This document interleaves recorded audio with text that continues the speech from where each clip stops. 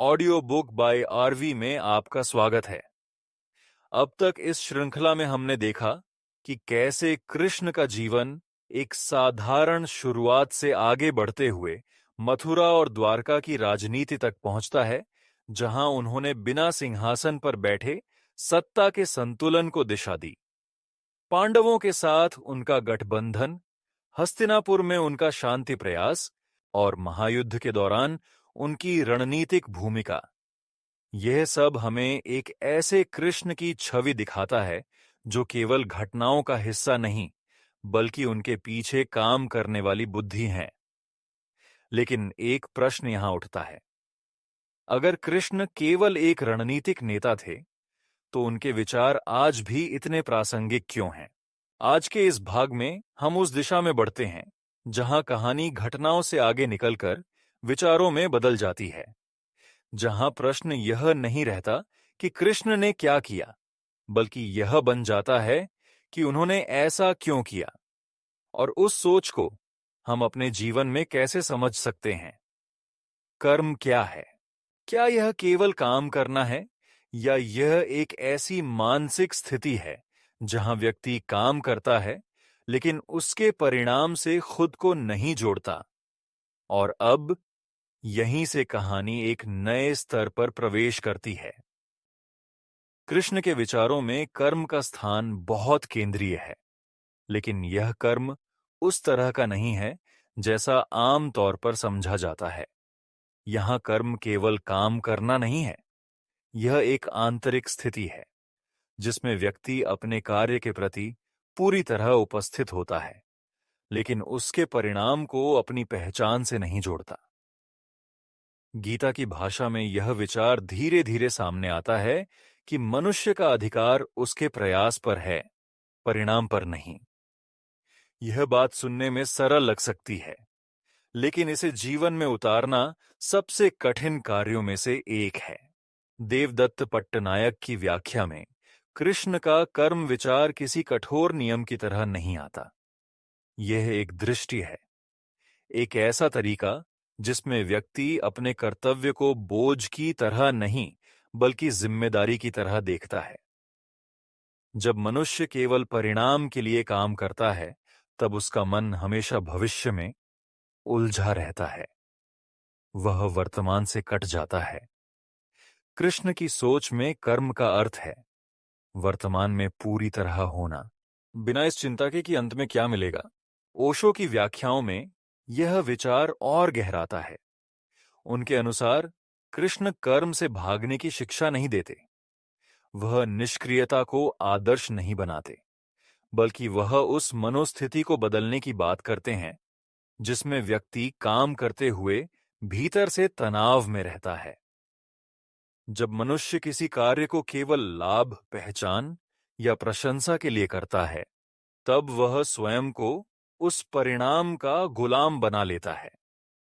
कृष्ण का कर्म इससे अलग है। यहां व्यक्ति काम करता है, लेकिन अपने अस्तित्व को उस काम के फल पर निर्भर नहीं बनाता। गुरचरण दास इस विचार को नैतिक संदर्भ में रखते हैं। उनके अनुसार कर्म का प्रश्न केवल व्यक्तिगत सफलता का नहीं है, यह सामाजिक जिम्मेदारी से भी जुड़ा है। जब भी कोई व्यक्ति अपने कर्तव्य से पीछे हटता है क्योंकि उसे परिणाम कठिन लगते हैं, तब वह केवल अपने लिए नहीं, बल्कि समाज के लिए भी समस्या पैदा करता है। कृष्ण का कर्म दर्शन यह संकेत देता है कि जिम्मेदारी से भागना आसान है, लेकिन संतुलन बनाए रखना कठिन है। कृष्ण की दृष्टि में कर्म का अर्थ यह भी नहीं है कि व्यक्ति भावनाओं से पूरी तरह कट जाए, बल्कि इसका अर्थ है कि वह अपने भावनात्मक लगाव को निर्णयों पर हावी न होने दे। जब कोई निर्णय केवल भय, लालच या व्यक्तिगत इच्छा से लिया जाता है, तब कर्म अपना संतुलन खो देता है। कृष्ण का विचार यहां यह नहीं कहता कि इच्छा बुरी है, वह यह कहता है कि इच्छा को दिशा देना आवश्यक है। गीता के संदर्भ में यह बात बार बार सामने आती है कि युद्ध के मैदान में अर्जुन का संकट केवल हथियार उठाने का नहीं था। उसका संकट यह था कि वह परिणामों के बोझ से दब गया था। वह यह सोच रहा था कि उसके कर्म से कौन मरेगा, कौन बचेगा और उसे क्या दोष लगेगा। कृष्ण यहां उसे यह नहीं कहते कि यह सब महत्वहीन है। वह उसे यह समझाने की कोशिश करते हैं कि यदि वह अपने कर्तव्य से भागता है तो वह केवल परिणाम से नहीं बच रहा, बल्कि अपनी जिम्मेदारी से भी दूर जा रहा है। इस दृष्टि में कर्म एक प्रकार का संतुलन बन जाता है। व्यक्ति काम करता है लेकिन स्वयं को उस काम का मालिक नहीं मानता। वह परिणाम को स्वीकार करता है लेकिन उसे अपनी पहचान का आधार नहीं बनाता। यह स्थिति बहुत शांत लग सकती है, लेकिन इसे बनाए रखना आसान नहीं है। इसके लिए भीतर एक अनुशासन चाहिए। यह अनुशासन बाहर से नहीं आता। यह धीरे धीरे आत्म जागरूकता से बनता है। ओशो इस अवस्था को भीतर की स्वतंत्रता से जोड़ते हैं। जब व्यक्ति फल की चिंता से मुक्त होता है, तब वह वास्तव में स्वतंत्र होता है। वह समाज की प्रशंसा या आलोचना से पूरी तरह नियंत्रित नहीं होता। वह अपने भीतर से काम करता है, न कि बाहर की अपेक्षाओं से। यह स्वतंत्रता कृष्ण के कर्म दर्शन का एक महत्वपूर्ण पहलू है। देवदत्त पट्टनायक इस विचार को सांस्कृतिक संदर्भ में रखते हैं। भारतीय परंपरा में कर्म का अर्थ हमेशा केवल मेहनत नहीं रहा। यह एक जिम्मेदारी की भावना रही है, परिवार के प्रति, समाज के प्रति और स्वयं के प्रति। कृष्ण इसी परंपरा को एक नई स्पष्टता देते हैं। वह कर्म को भाग्य के विरुद्ध संघर्ष नहीं बनाते, वह इसे चेतन भागीदारी बनाते हैं। इस दृष्टि में कर्म और शांति एक दूसरे के विरोधी नहीं है।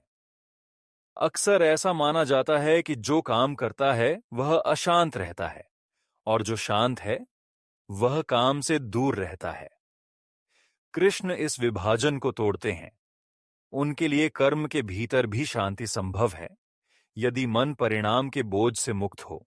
यही कारण है कि कृष्ण का कर्म दर्शन किसी एक युग तक सीमित नहीं रहता। यह किसी विशेष पेशे या स्थिति से भी बंधा नहीं है। यह एक मानसिक स्थिति है जिसमें व्यक्ति अपने काम को ईमानदारी से करता है, लेकिन स्वयं को उसके परिणाम से परिभाषित नहीं करता। इस विचार का सबसे गहरा प्रभाव यह है कि यह मनुष्य को वर्तमान में लौटाता है। जब परिणाम की चिंता कम होती है, तब व्यक्ति वर्तमान क्षण में अधिक सजग होता है। उसका ध्यान काम की गुणवत्ता पर जाता है, न कि केवल उसके फल पर। यही सजगता कृष्ण के कर्म दर्शन की मूल आत्मा है। यहां कृष्ण कोई आदर्शवादी स्वप्न नहीं दिखाते। वह एक व्यावहारिक रास्ता दिखाते हैं जिसमें काम भी होता है और भीतर शांति भी बनी रहती है। यह संतुलन ही उनके विचारों की विशेषता है। यहीं से कर्म का यह विचार आगे के प्रश्नों को जन्म देता है। जब कर्म करना है तो किस आधार पर निर्णय लिया जाए? जब हर स्थिति अलग है तो सही और गलत की पहचान कैसे हो? यही प्रश्न हमें अगले चरण की ओर ले जाता है, जहां धर्म और उसकी जटिलता का विचार सामने आता है। कृष्ण के विचारों में कर्म का प्रश्न केवल काम करने तक सीमित नहीं रहता। उसके साथ एक और गहरी समस्या जुड़ी होती है, और वह है कर्तव्य और इच्छा का टकराव। मनुष्य अक्सर यह मान लेता है कि जो उसे अच्छा लगता है वही सही है, लेकिन कृष्ण की दृष्टि में अच्छा लगना और सही होना हमेशा एक जैसी चीज नहीं होती। गीता के संदर्भ में अर्जुन का संकट इसी टकराव से पैदा होता है। वह युद्ध से पीछे हटना चाहता है क्योंकि उसके भीतर करुणा, भय और निजी संबंधों की स्मृति उठ रही है।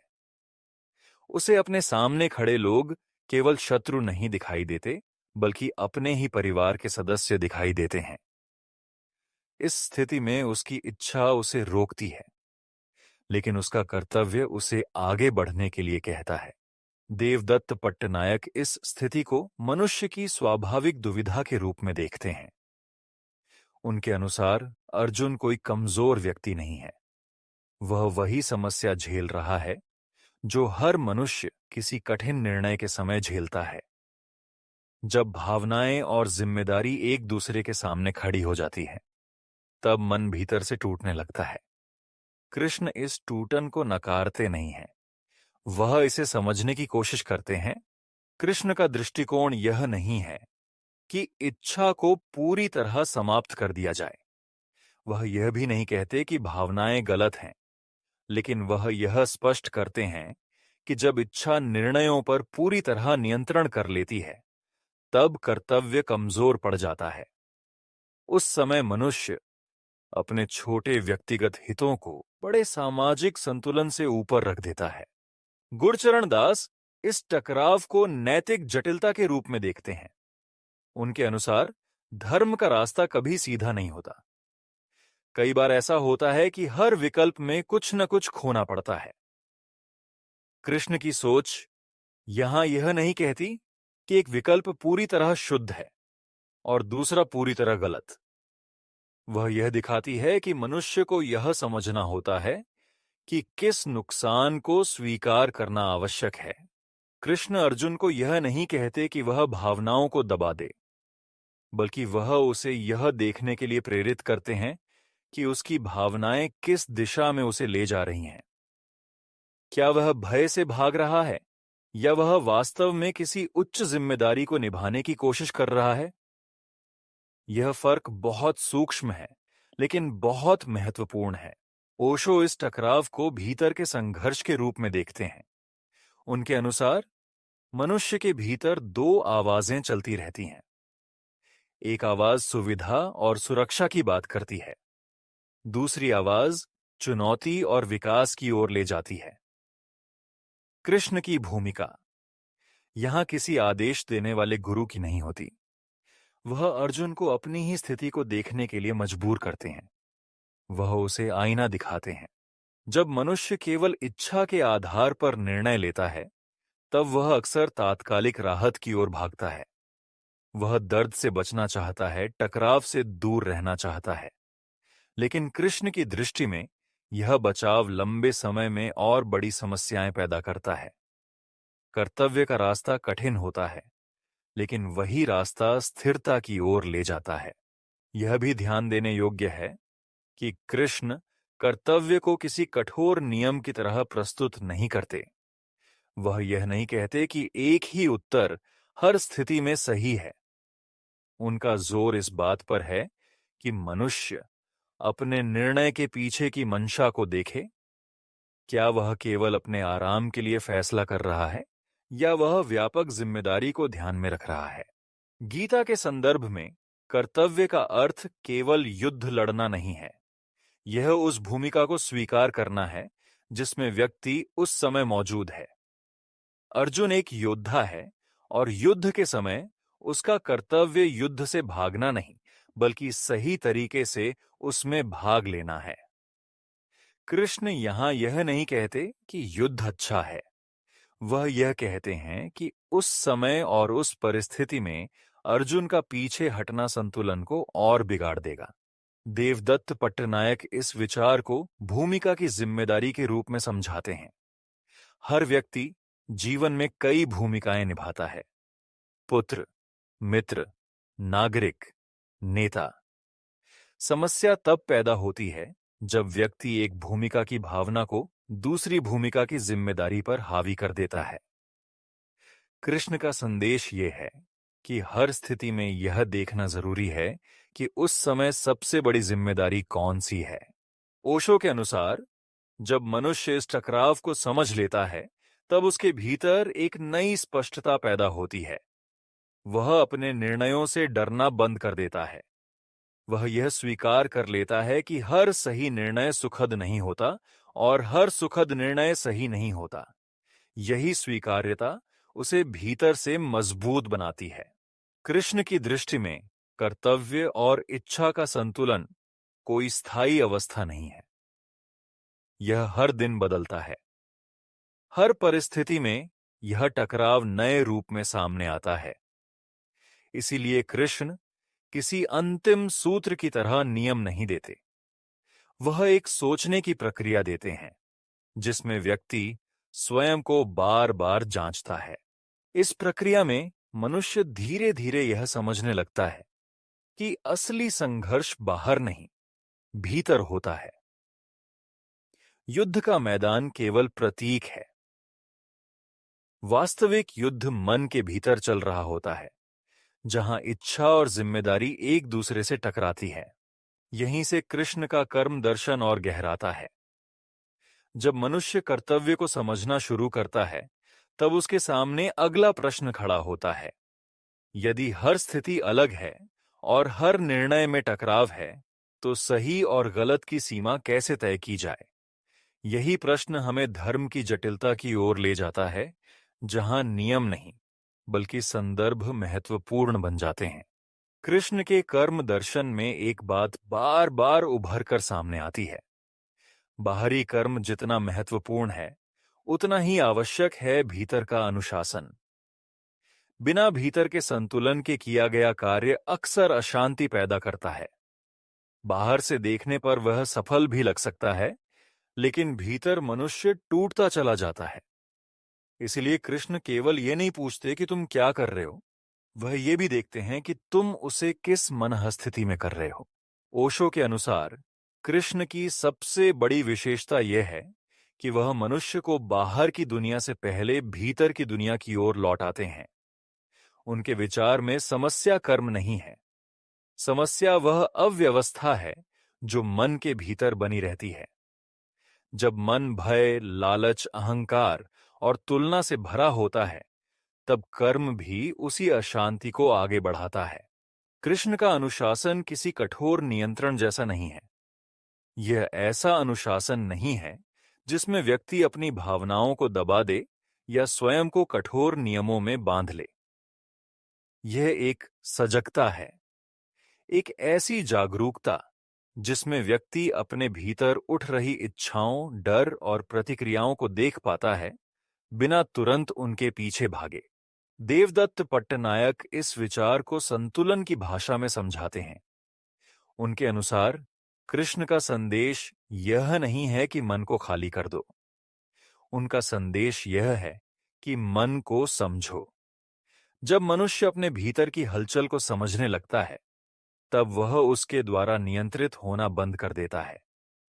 यही बिंदु कर्म और अनुशासन को जोड़ता है। गीता के संदर्भ में यह बात स्पष्ट होती है कि अर्जुन का संकट केवल युद्ध का नहीं था। उसका संकट यह था कि उसका मन कई दिशाओं में बिखर गया था। एक ओर कर्तव्य की आवाज थी, दूसरी ओर भावनाओं का दबाव। कृष्ण उसे हथियार उठाने से पहले मन को स्थिर करने की ओर ले जाते हैं, क्योंकि अस्थिर मन से लिया गया कोई भी निर्णय आगे चलकर पछतावे में बदल सकता है। गुरचरण दास इस स्थिरता को नैतिक दृढ़ता से जोड़ते हैं। उनके अनुसार जब मनुष्य भीतर से असंतुलित होता है, तब वह अपने निर्णयों की जिम्मेदारी लेने से बचने लगता है।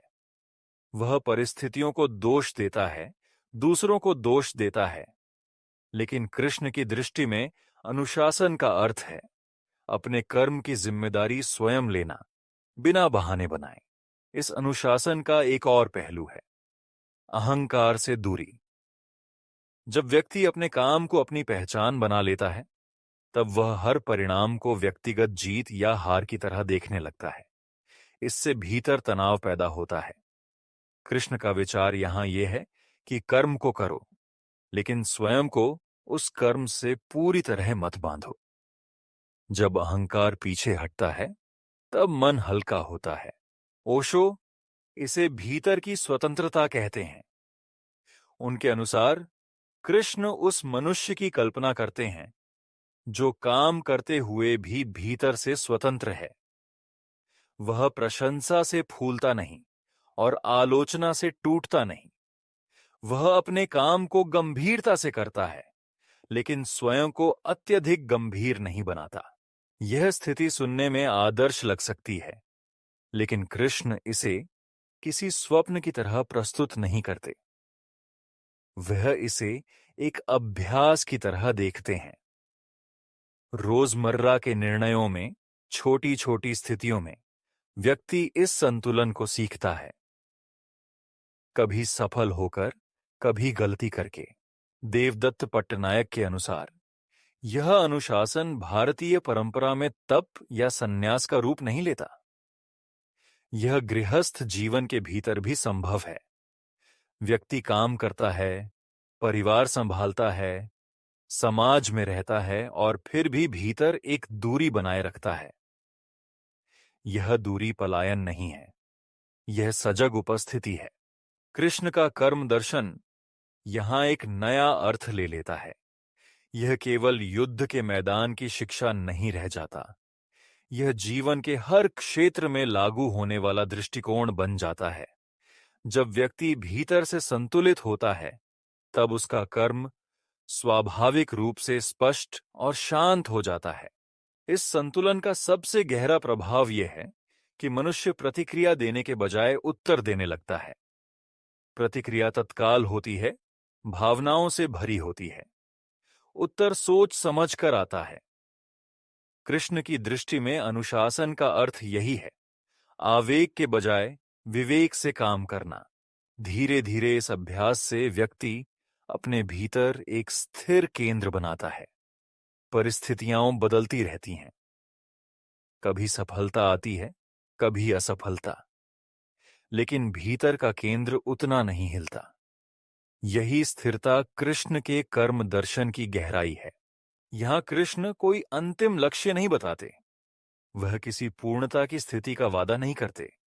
वह एक दिशा दिखाते हैं, एक ऐसा रास्ता जिसमें व्यक्ति काम भी करता है और भीतर संतुलन भी बनाए रखता है। यहीं पर कर्म, कर्तव्य और अनुशासन एक दूसरे से जुड़ जाते हैं। बाहर का कर्म भीतर की स्थिरता से जुड़कर अर्थपूर्ण बनता है और यही जुड़ाव अगले प्रश्न को जन्म देता है। जब हर स्थिति अलग है और हर निर्णय में संतुलन चाहिए, तो सही और गलत की सीमाएं कहीं कैसे तय की जाए? यही प्रश्न हमें अगले चरण की ओर ले जाता है, जहां धर्म की जटिलता सामने आती है। आज के इस भाग में हमने देखा कि कृष्ण के विचारों में कर्म केवल काम करने की प्रक्रिया नहीं है, बल्कि एक ऐसी आंतरिक स्थिति है जहां व्यक्ति अपने प्रयास में पूरी तरह उपस्थित रहता है, लेकिन उसके परिणाम को अपनी पहचान नहीं बनाता। हमने यह भी समझा कि हर निर्णय के पीछे केवल इच्छा नहीं चलती। कई बार कर्तव्य और भावना के बीच एक गहरा संघर्ष होता है और उसी संघर्ष में मनुष्य की असली परीक्षा होती है।